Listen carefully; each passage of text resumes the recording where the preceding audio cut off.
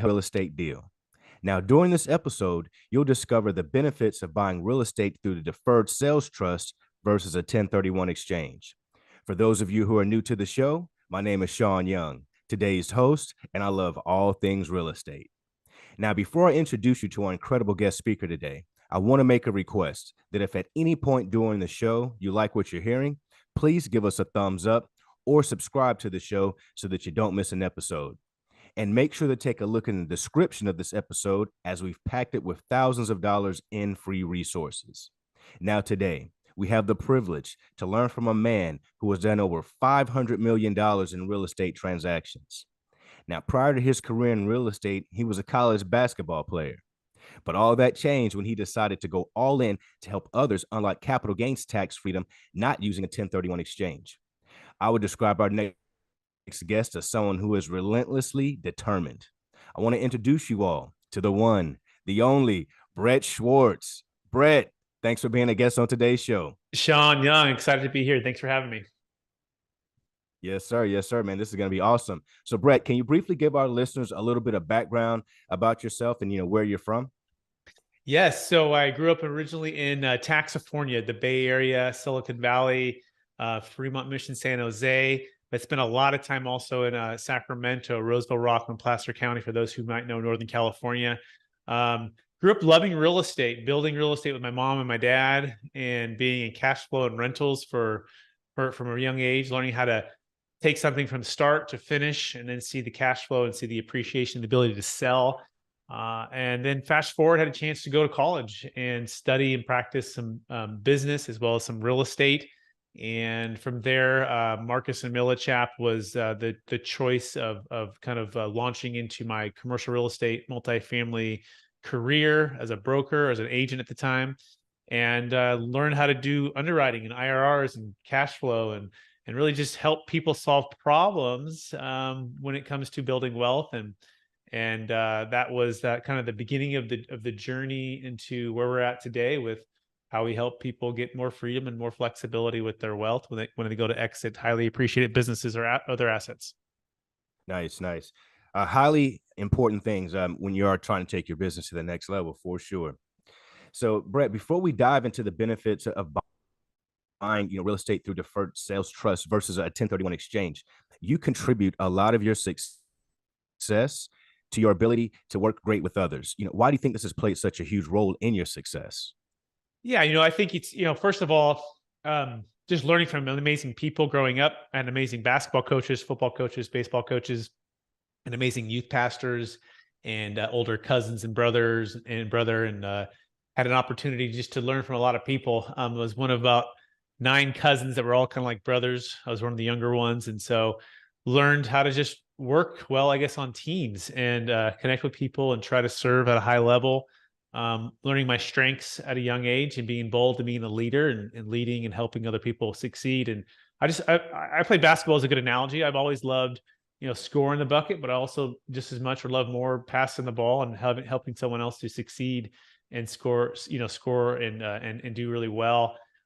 So I would say those things have just kind of always been natural since I just grew up in, sports with friends and playing well together. Now just serves well to help more people. That is awesome, brother. That is awesome. So you definitely understand the team concept and helping others, which is huge. What's one thing that we do learn here is that when we start taking our careers to a particular level, the only way to continue to grow is by helping others. So you've got that nailed down for sure.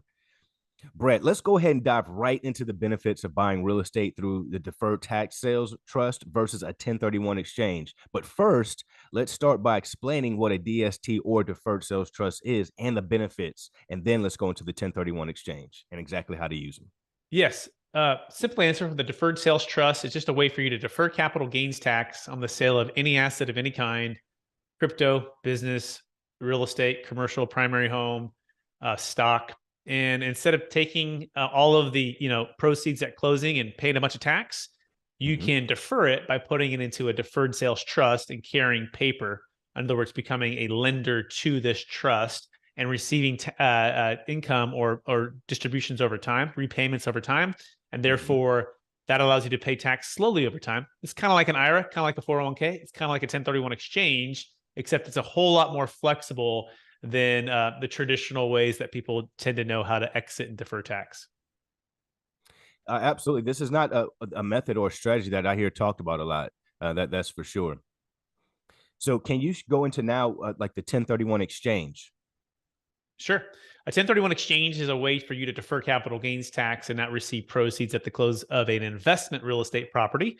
It only works for investment real estate.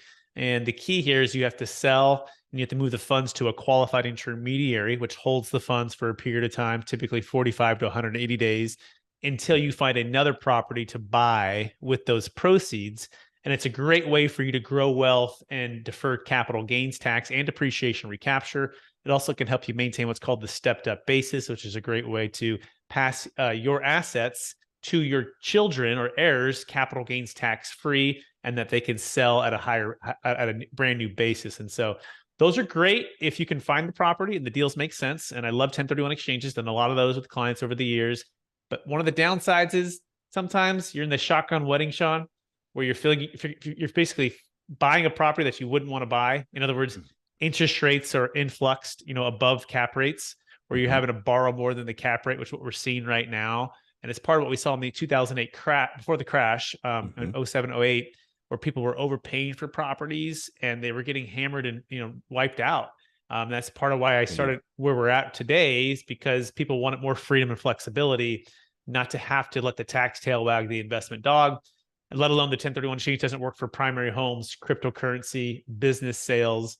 A lot of our entrepreneurial clients want to exit those other assets and move into real estate. And the Mhm. 1031 just doesn't solve that, whereas the deferred sales trust does, which is a nice way to have some freedom.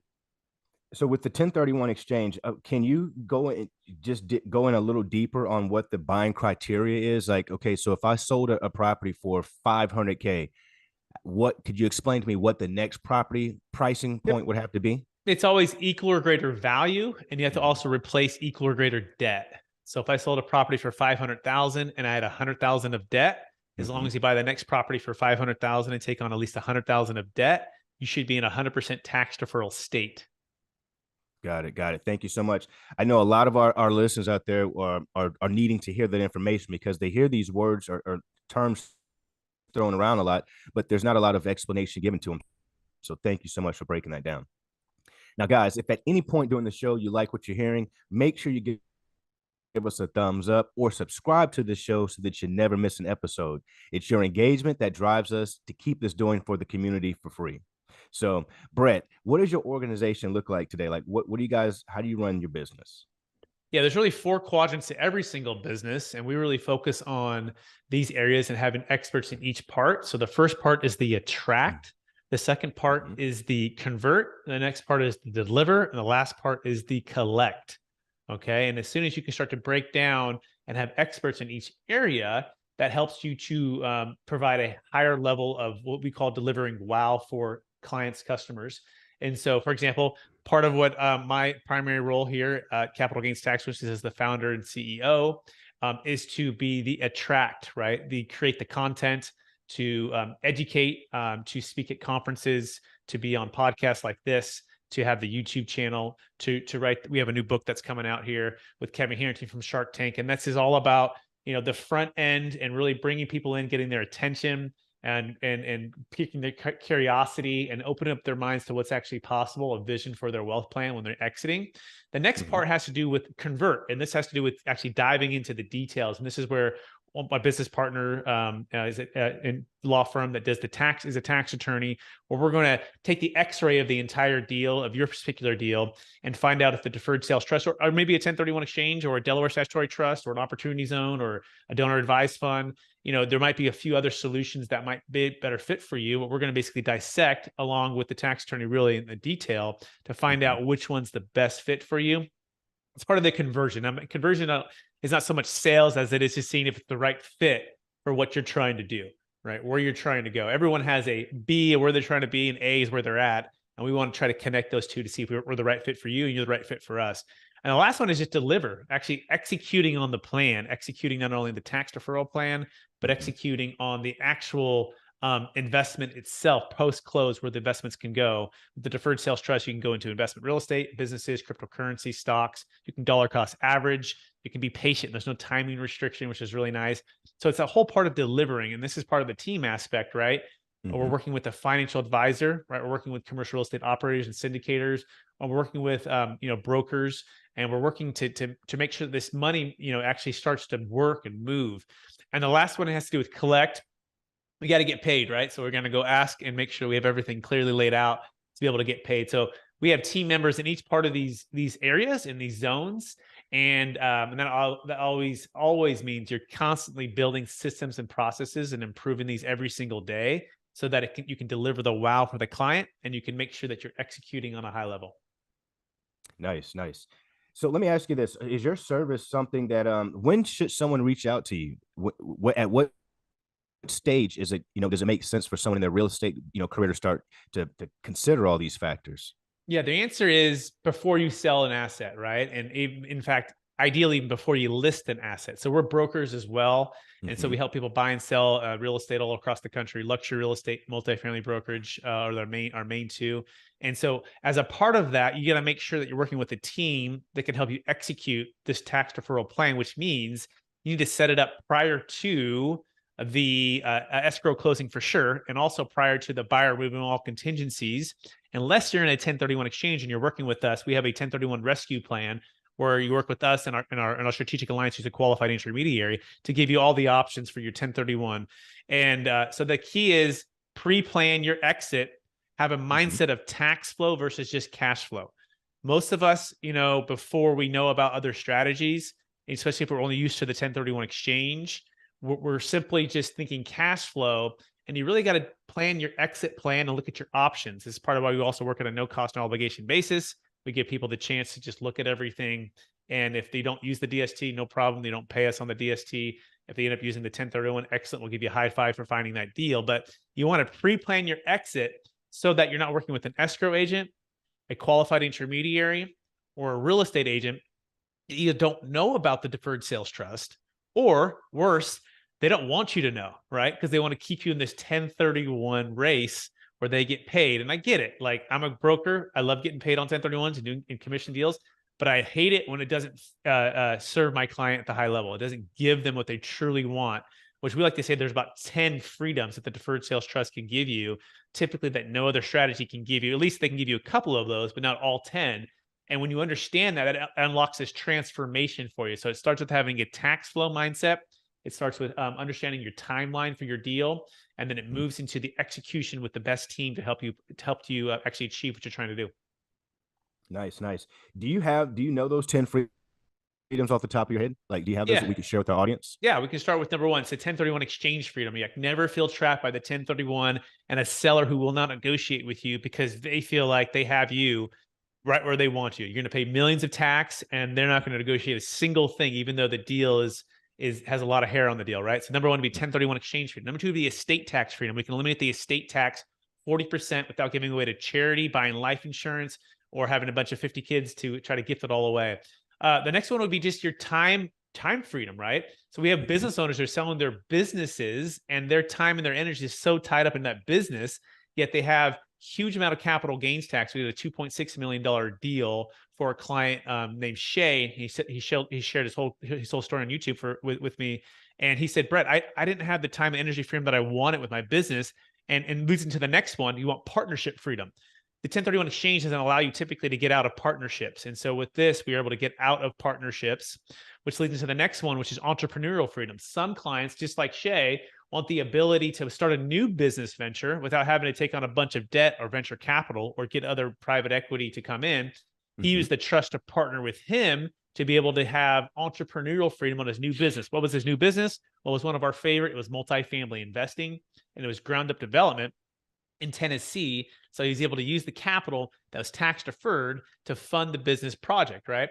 The next one would be just location freedom. We have a client in Palo Alto, California. He had 6 kids, a house near Stanford University, University Avenue.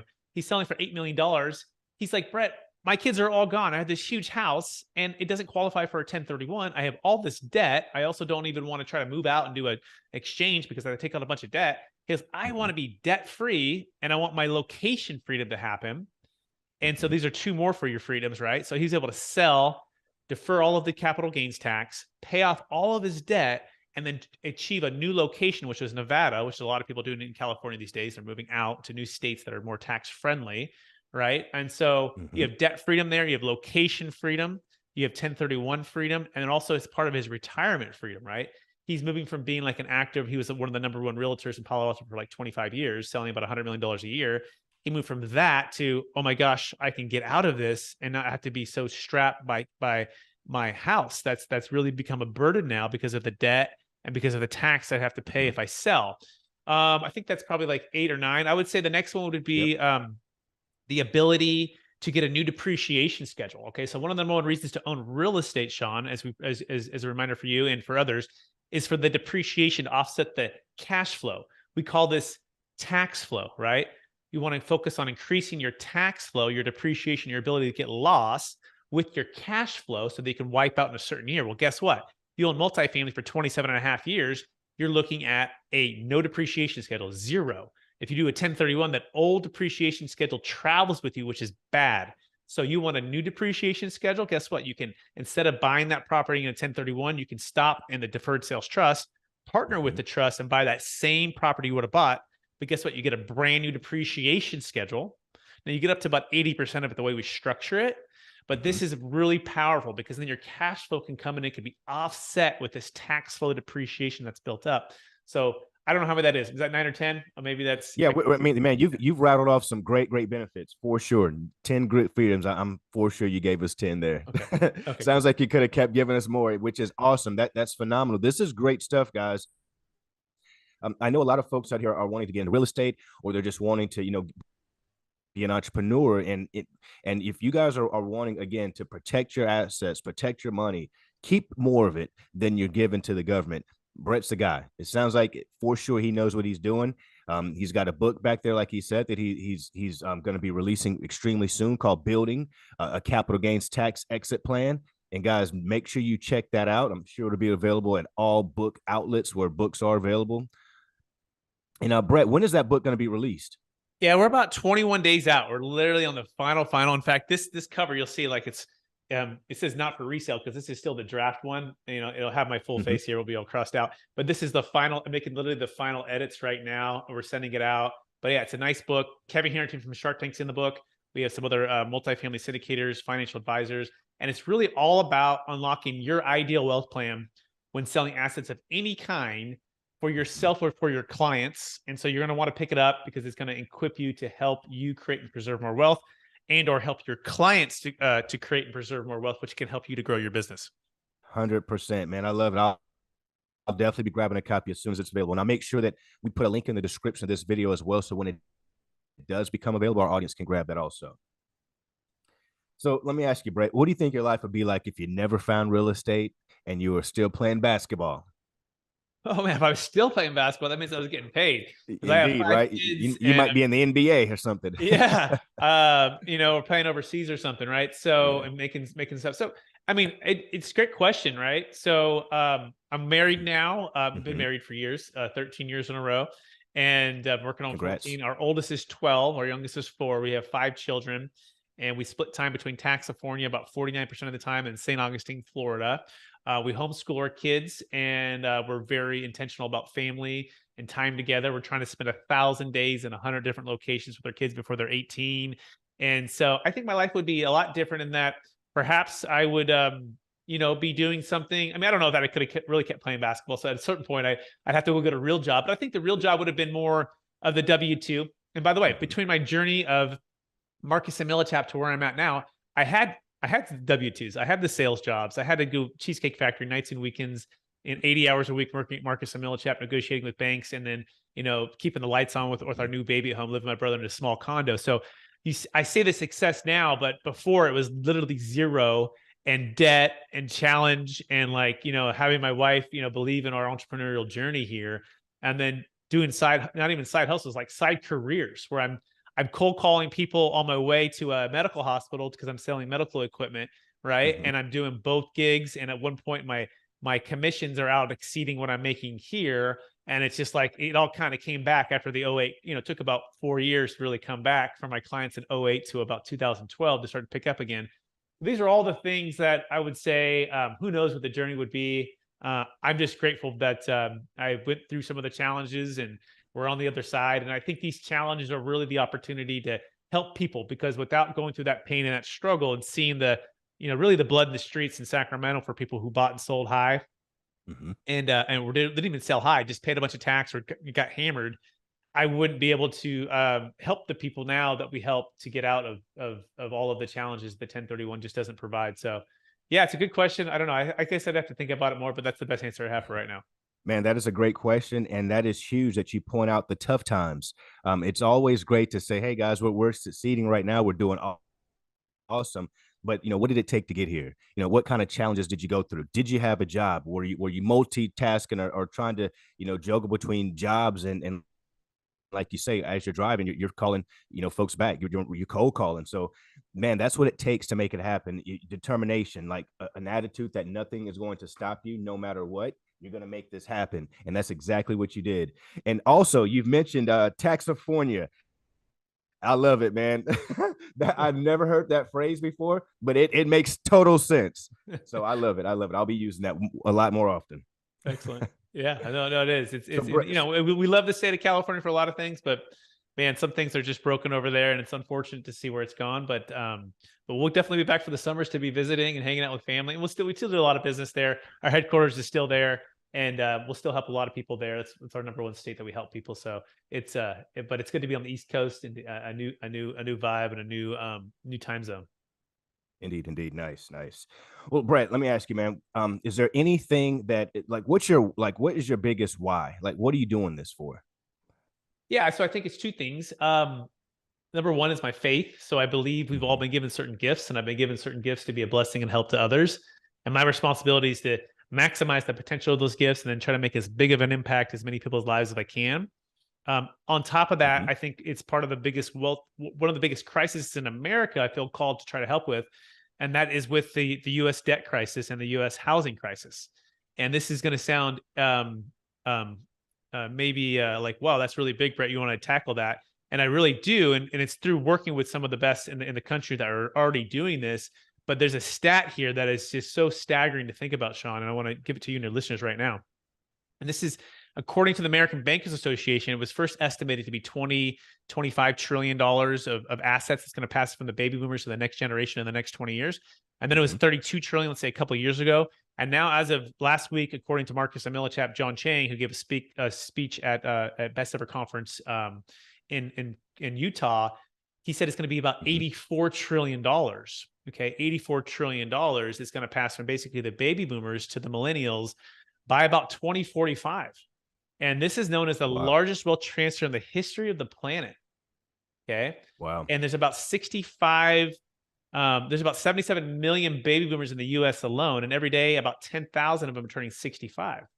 Mhm. And the next part of this stat is that 50% of the total net worth or wealth in America is tied to high end primary homes, private equity or businesses, and commercial real estate.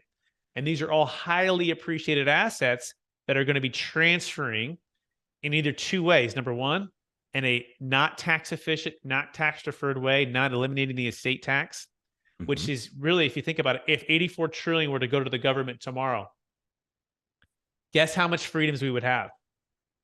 Okay. And whatever side you vote for, I don't know if we could all agree, but I think I'll encourage you to agree that they're probably going to waste it away or not be as efficient as they could be with the money.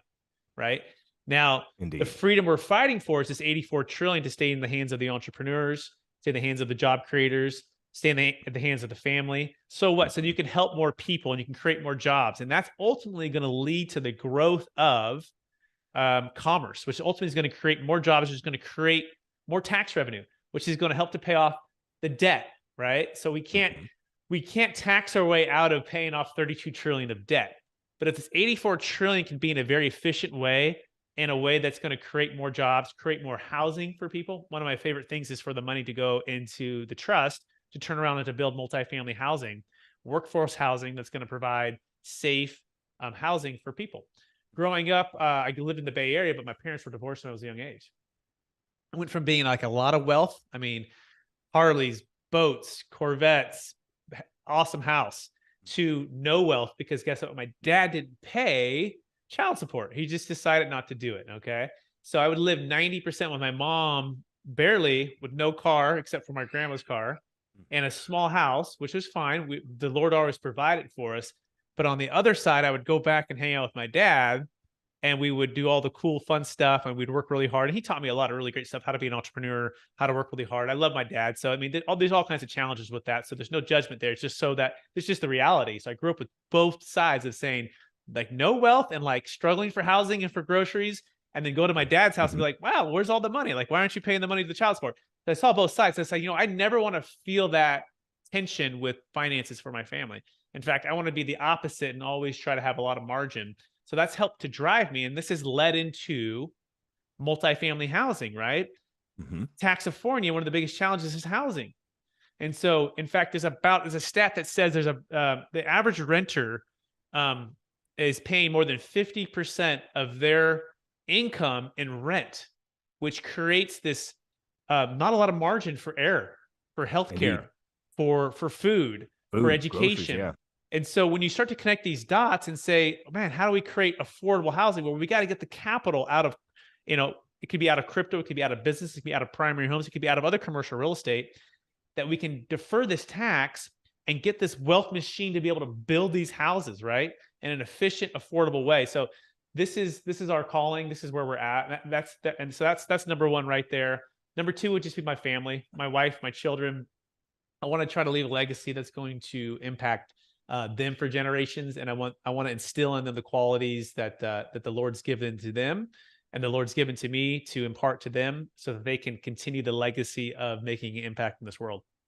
Great answers, man. I love your story, brother. Thank you for sharing that. Well, Brett, we have reached the part of the show that I like to call the rapid fire session.